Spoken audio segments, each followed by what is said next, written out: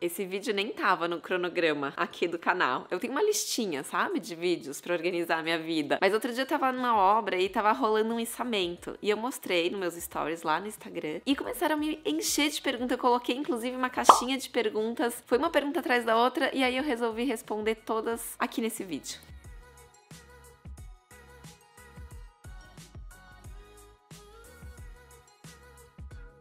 Vocês seguem a Dissenza lá no Instagram também? Vou deixar aqui, pra quem gosta de conteúdo bom, eu ajudo.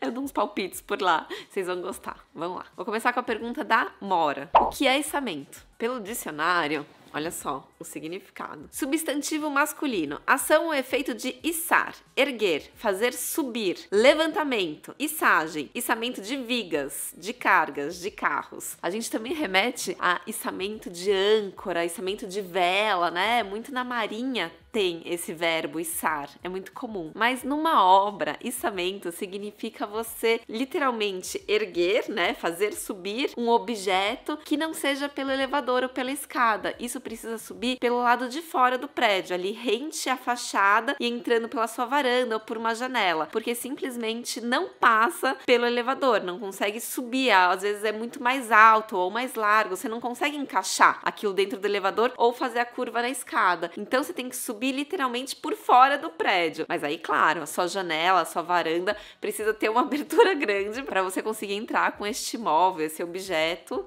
por ali. Não esquece que sempre que você quiser me fazer uma pergunta é só colocar a hashtag trocando ideia nos meus vídeos ou nos vídeos de todo o Esquadrão Dissenza. A Amanda me perguntou qual é a média de preço. Média, tá? Uns R$400. Tem sim mais barato e tem sim mais caro. Isso vai depender do grau de dificuldade para fazer o içamento. Então, por exemplo, um objeto que tem mais chance de quebrar, como um tampo de vidro, por exemplo, aí eles cobram um pouco mais caro porque a empresa, geralmente, que faz o içamento, ela faz um seguro também. Então, quanto mais delicado for aquele objeto, aquela peça que vai ser içada, mais caro vai ser o seguro. Essa conta aqui precisa ser feita. Deixa eu já responder uma outra pergunta que me fizeram, não vou pegar aqui o nome, mas era sobre exatamente isso, como subir um objeto delicado. Eu falei do tampo de vidro, a gente subiu outro dia, a gente içou um tampo de mármore, de uma mesa enorme, tinha 3 metros e pouco, foi do apartamento da Frida, vou deixar aqui pra quem não viu. E a empresa de içamento tava com medinho daquilo trincar. Na verdade, a marmoraria estava mais preocupada que a empresa de içamento. E aí você precisa combinar essa logística, tá? A marmoraria precisa estar lá embaixo no prédio com a peça no mesmo horário que a empresa de içamento. E aí o que a gente fez? Uma embalagem. A gente construiu literalmente uma caixa de madeira, claro, uma madeira não nobre, uma madeira barata, mas a gente fez essa caixa exatamente para conseguir uma estrutura melhor para as cordas do içamento conseguirem se fixar ali no tampo sem danificar a peça. Olha só, a Isa me perguntou exatamente isso. Danifica o móvel se for mais sensível? Sim, pode danificar sim, se você não fizer uma embalagem. Então você não vai amarrar a corda direto ali no tecido do seu sofá. Você vai embalar esse sofá com um papelão super grosso, com plástico bolha,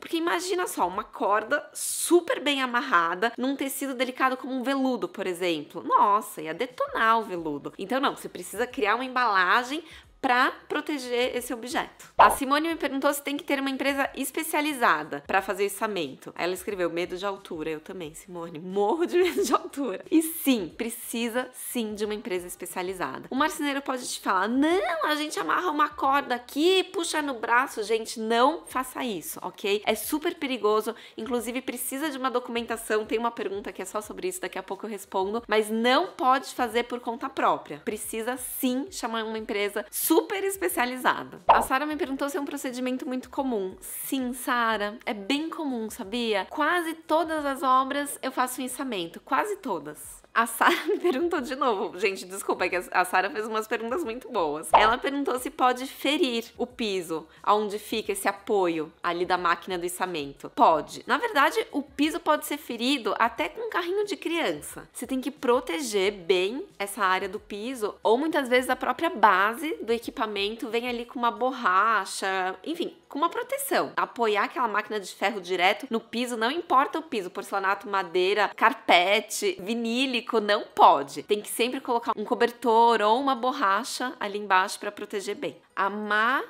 Nascimento, eu imagino, porque cortou ali, me perguntou até quantos quilos suportam? Depende.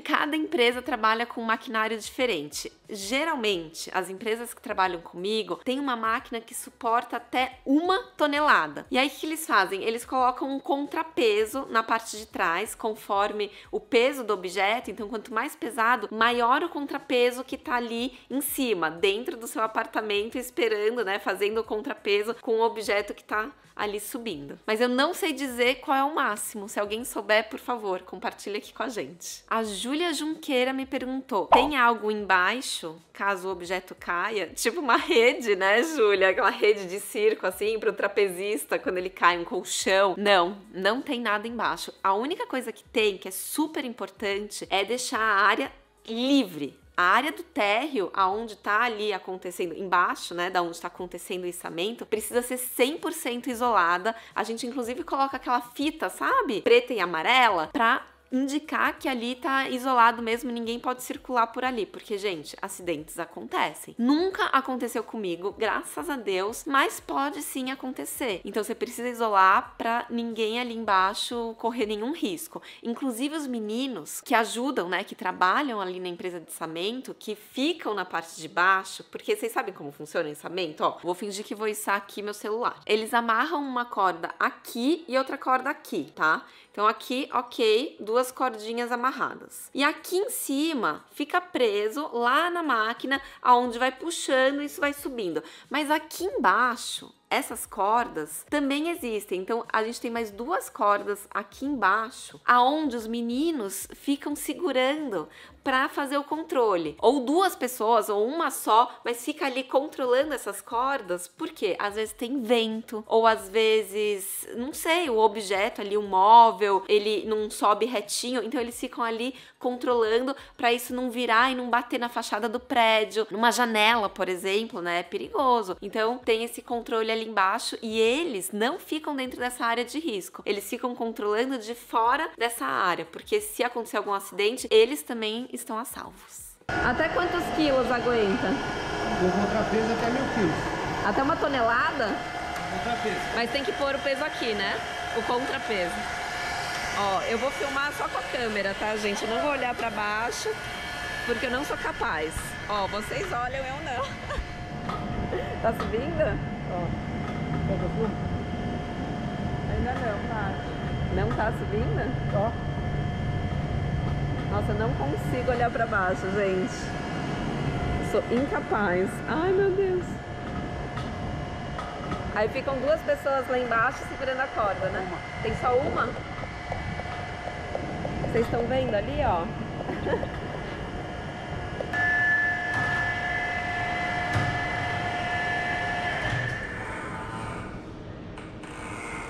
E chegou mais um. Não vou ficar perto não, vou ficar longe pra não atrapalhar.